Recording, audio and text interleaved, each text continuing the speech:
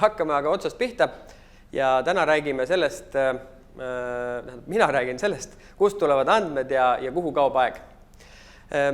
Teema on väga intrigeeriv ja väga pikalt võimalik seda teemat lahata, aga mis ma siiralt loodan, et tänasest esitlusest meelde jääb teile, on see, et andmed on olulised ja andmed on olulised ettevõtte vara, kuna andmete kogumine, neid saab koguda väga-väga palju ja me ei tea täna, mille jaoks võib neid andmeid homme vaja minna, millised on tehnoloogiad ja võimalused nende andmete ära kasutamiseks. Lihtsalt ma toon ühe näite. Ettevõte, kes müüb tooteid, ütleme suvalisi tooteid, on kogunud läbi ajaloo kõiki oma klientide tegevusi, ehk siis tellimusi, hinnapäringuid ja siis hinnapakkumisi, mis neile tehtud on. Nad teavad täpselt ja ilusti struktureeritult andmete pealt, millised on klientide tellimused olnud, millised on klientide hinnapäringud olnud, milliste hinnapäringute peale on vastatud milliste pakkumistega ja millised pakkumised on vastu võetud. Ja nüüd, kui me ajaloos vaatame seda andmete telge, siis täna oskame me selle andmete teljega midagi teha ja ennustada järgmisi tegevusi või analüüsida siis oma klientide tegevust hästi personaliseeritud ettevõtte kohta. Aga võib-olla 3 aastat tagasi me ei osanud veel seda teha, aga tehti otsus, et koguda struktureeritult andmeid ja täna on võimalus neid kasutada. Ja andmeid ei ole kunagi liiga palju.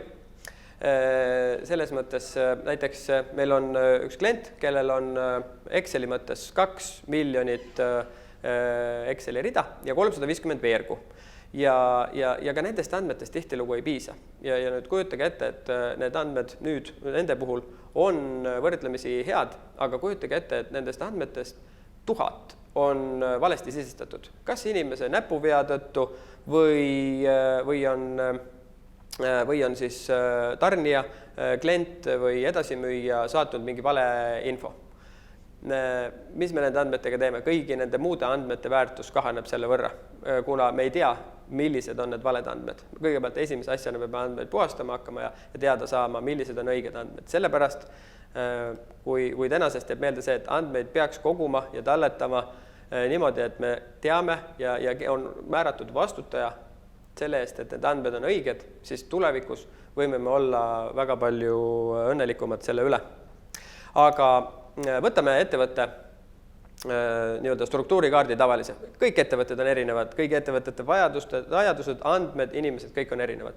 Aga kui me võtame sellise keskmise tüüp ettevõtte, siis ettevõte alustab müügist ja turundusest, liigub tootmisesse, ka teenused on võimalik toota, eks ole. Siis on raamatupidamine ja võimalikul logistika. Ja nüüd nende vahel andmete liikumine. Ja kust tulevad andmed sisse? Tavaliselt andmed tekivad müügis, kui me võtame piltlikult öeldes müügis, turunduses tekivad andmed ja nad hakkavad liikuma mööda ettevõtte erinevaid osakondi vastavalt vajadusele. Müügist tuleb meil sisse andmete hulk, milleks tavaliselt on kliendi nimi, kliendi andmed, siis tellitu, ehk siis kaup või teenus, mida tellitakse, tarnekoht ja lisatingimused, mis sees võivad veel olla. Ja kui meil tulevad nad nüüd näiteks sisse e-mailiga, telefoniga, chatist, siis tihtilugu ei pruugi olla nende andmete sisestajal täis infopaketti, mis andmeid vaja on. Näiteks jääb tarneadress puudu. Ja nüüd kujutage ette, tänapäeval mul hea kolleeg tõi näite sellest, et kus ma pean tellimust vastu võtma, olles kodus, koristades diivani tagant katki läinud nõusid, mida 3-aastane üritab just ära süüa, ja siis tõenäosus, et kogu tellimuse sisu jääb kindlasti meelde ja saab õigesti sisestatud. See tõenäosus on olemas, aga ta on mida aeg edasi, seda väiksem. Ehk siis meil on vaja seda täispaketti selleks, et kui me jõuame sinna teise ettevõtte otsa logistikasse või raamatupidamisse, et kui logistika ei tea, kuhu tarnida tuleb, raamatupidamine ei tea, mille jaoks, mis arveid vaja teha on täpselt, midagi on sealt puudu, eks ole. See info hakkab vahetuma nüüd müügi, võimalikult müügiga ja kliendi vahel, eks ole, ja tekib väga pikk infomüra. Ja sellepärast on vaja seda, et esialgu kogutud andmed oleks õiged ja keegi vastutaks nende eest. Näiteks, kas teie ettevõttes on olemas maatriks inimestest, kes oma osakonnas vastutavad mingite andmete eest ja nende õigsuse eest? Kui ei ole, siis jällegi mõelge selle peale. et täna inspireerikski rohkem nagu mõtlema selle peale, et miks, mida vaja on. Ja nüüd, kui mul on need andmed sealt müügist olemas, veel enne müüki on turundus, on ju, et me saame sealt veel rohkem edasi liikuda nagu andmete ajaloo mõttes, aga müügis, kui me teame täpselt, mis klient on meilt mida tellinud, mis ajal, mis hinnapäringuid teinud, siis me teoreetiliselt tänapäeval suudame talle juba pakkuda lahendust, mida ta veel täna ei tea, et tal vaja on, aga homme juba on, et me teame kliendist rohkem kui klient ise. Me suudame automatiseerida oma protsesse palju paremini, kui meil andmed ja nii-öelda protsessi struktuur on paigas.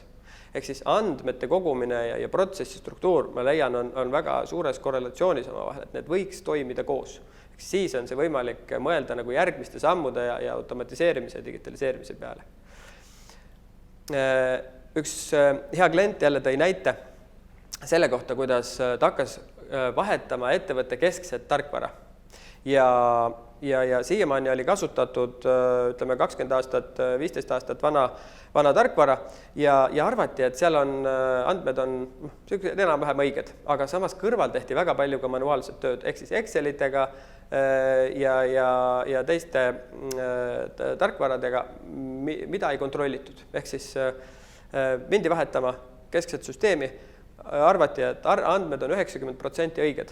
Vahetati keskne süsteem ära ja tagantjärgi tarkus oli see, et andmed peaks olema 99% õiged. Sest tuli välja, et 5 aastat järjest oli oma hinda valesti arvutatud tänu inimlikule eksitusele, mis toimus kuskil Excelis. Nüüd kogu selle asja lahendamine ja korda saamine võiks pool aastat uues süsteemis. Ehk siis andmete algne kogumine, talletamine ja liigutamine, see struktuuri saada ja et see oleks vastutaja, kes vastutab andmete eest ja teaks täpselt, mis ta sellega teeb.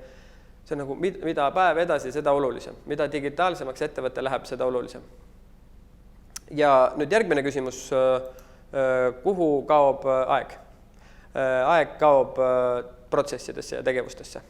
Loomulikult aeg kaob ka igale poole mujale, nagu raha kaob igale poole mujale, aga võtame ühe näite sellest, kuidas on näiteks müügiprotsess. Joonisel, ma loodan, et te näete, on täitsa tavaline müügiprotsess, kus tuleb kliendi tellimus, seda menetletakse, küsitakse erinevatelt osakondadelt, kas transpordihinda või mingit muud sisendit ja lõpuks jõuab see pakkumine kliendini, klient kas siis aktsepteerib selle või lükkab tagasi.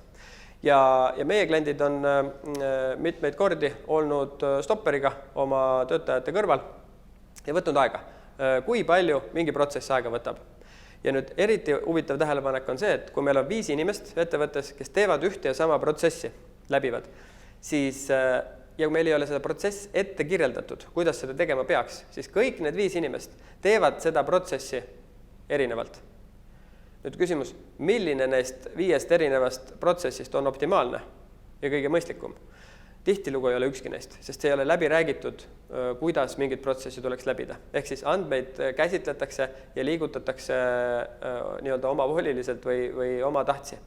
Ja see kindlasti ei ole kuigi optimaalne, aga lähme selle pildi juurde tagasi. Keskmine müügiprotsess, ütleme, võtab aega 18 minutit. Mis ma selle infoga nüüd teada saan, et kuhu mul aeg on kadunud? Aeg on 18 minutit on ühe protsessi peale kadunud, mis ma sellega teen? Kui ma nüüd tahaksin seda protsessi hakata digitaliseerima, kas või optimeerima, et optimeerimise puhul, kas ma saan sellest 18 minutist optimaalse protsessi läbimise või kerge protsessi muudatustega, saan äkki 15 minutit, äkki ma saan 13 minutit. Ja nüüd automatiseerimine on see, et kas ma saan sellest 18 minutist 0 minutit. Ja siit edasi mõeldes on veel see, et kas ma saaksin selle 18 minuti asemel teha niimoodi, et klient ei peagi midagi tegema, vaid mina juba ütlen kliendile, mida ta tegema peaks. Ehk siis nagu tuleviku ennustamine ja kõik sinna juurde kuulub. Eks kõik on võimalik, aga seda ma saan teha puhtalt jällegi nende struktureeritud, ilusti kogutud andmete pealt. Aga selle 18 minutiga, mis ma teha saan? Ma saan teha järgneva arvutuse. Ma saan arvutada seda välja, et oletame, et mul on 10 tellimust nädalas ettevõttel ja iga tellimuse vastuvõtmine võtab 18 minutit aega. See tähendab seda, et aastas läheb mul selle peale 156 tundi sellele inimesel nende tellimuste vastuvõtmiseks. Keskmise palga puhul on see 148 € kuus. siis on küsimus tekib, et kas antud kaasuses on mõistlik hakata seda protsessi digitaliseerima või sealt edasi midagi mõelda. Loomulikult protsessi muudatusi võiks teha, selle peale vähemalt mõelda, et kui tänane ettekanne juba tekitab selle, et me mõtleme selle peale, on juba super hea. Nüüd on küsimus, kui neid tellimusi nädalas on 10 asemel 100, siis milline oleks mõistlikkus seda protsessi digitaliseerida siis? Tõenäoliselt märkimisväärselt suurem tõenäosus, et mul seda vaja on. Ja lisanduvad sinna veel pehmed väärtused, mis on see, et mul oleks seda inimest vaja mingi muu asja jaoks. Jällegi toon ühe kiire näite. Ühel kliendil võttis pakkumise tegemine aega vähemalt 8 tundi.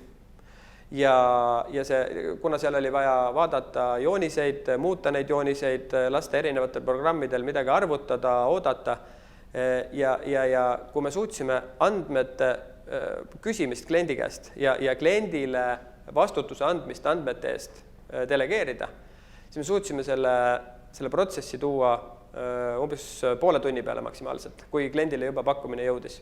Ühe teise kliendi puhul pakkumise tegemise aeg oli 2 päeva, 3 päeva, aga kuna oli välisklient, klient ootas seda, et pakkumine tehakse poole tunniga. See on võimalik, ükstaspuha kui keeruline see tundub, see on võimalik. Kui see ilusti läbi mõelda ja mõelda, millised on võib-olla need riskikohad või riskid, mis ma sisse sinna arvutan, aga seda hinda on võimalik teha poole tunniga, oleneb jälle sellest riskiastmest. Me oleme hästi palju keskendunud nagu müügiprotsessile ja sellele, aga analooge võib tuua kõigi teiste ettevõtte protsesside puhul, et siit nagu samm-sammult edasi minna. Aga just ma müügile keskendusin võib-olla sellepärast, et müügis on see koht, kus tekib väga palju andmeid, mis tulevad ettevõttest sisse väljapoolt. Ettevõttes sees tekib andmeid ka väga palju. Samamoodi küsimus, et kuidas ma need ettevõtte sees, kuhu ma talletan ja kuhu ma edastan. Et liiga pikalt ei jõua sellest rääkida, aga kui me räägime digitaliseerimisest veel edasi, siis ma tahtsin tuua siia need näited sisse, et kui me midagi mõtleme andmete liigutamise ja digitaliseerimise peale, siis see ei tohiks olla loovtöö. Ehk siis arvuti ei saa üldiselt andmetest aru, mis asi seal sees on, vaid ta liigutab andmeid nii, nagu talle ette on öeldud. Võiks olla, eks ole, korduv tegevus, ja ühesugune tegevus, mida siis andmete liigutamisel tehakse. Andmeid saab vahepeal manipuleerida, sinna juurde infot panna, sealt maha võtta, kõike on võimalik seda teha, aga ta võiks olla korduv tegevused ja ta võiks põhineda kindlatel reeglitel, siis on teda mõistlik teha. Mida rohkem ebareegli pärast tegevust protsessis on, siis seda tõenäolisemalt peaks kasutama selleks inimest. Ja erinevatest kanalitest info hankimine, eks ole, andmete hankimine. Jällegi näide sellest, kuidas tootmisettevõttes tuleb sisse aastas 100 000 tellimust ja need kõik sisestatakse käsitsi. Ja veaprotsent nende sisestamisel on 1. Kui meil on 100 000 tellimust ja veaprotsent on 1, mis on äärmiselt väike, ehk siis väga vilunud töötajad, see tähendab 1000 viga. Iga viga tähendab ettevõttel vähemalt 200 kuni 400 eurot kahju, kuna tehakse vale toode valmis, sisestatud on vale tellimus. Ja mis see omakorda tähendab, siis see 1000 viga tähendab 200 kuni 400 000 eurot. Puhtalt andmete liigutamise ja sisestamise vigade tõttu. Eks ole? Sinna lisanduvad kõik reklamatsioonid, mis on elementaarsed ja kõik muu. Ehk siis, miks on andmed olulised? Ja andmed, nagu ma olen kogu aeg rääkinud, võiks olla struktureeritud ja neid talletada nagu ühes kindlas kohas. Aga sellega hakkab minu aeg täis saama, mis ma tahtsin veel öelda, et kui kuulajates tekitasid need mõtted huvi, siis sügisel on EAS-i poolt korraldatav digitaliseerimise meistriklassi uus kursus algamas ja teil on võimalus sinna kandideerida ja saada väga palju rohkem teada sellest, mis, kuidas ja kas andmetega teha ja kuidas edasi liikuda selles vallas. Aitäh!